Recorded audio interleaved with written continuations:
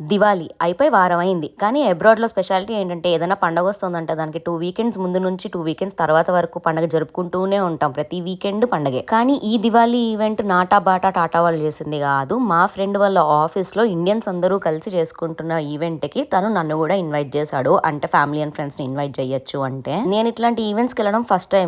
ఎందుకంటే మా ఆఫీస్‌లో ఇట్లాంటి ఈవెంట్లు జరగవు. నా స్పెషాలిటీ ఏంటో తెలుసా? ఒకవేళ నేను ఈ కంపెనీలో జాయిన్ అయ్యాను అనుకోండి, నేను జాయిన్ అయిన ఇయర్ నుంచి ఈ కంపెనీలో కూడా జరగడం మానేస్తా ఇట్లాంటి పార్టీలు.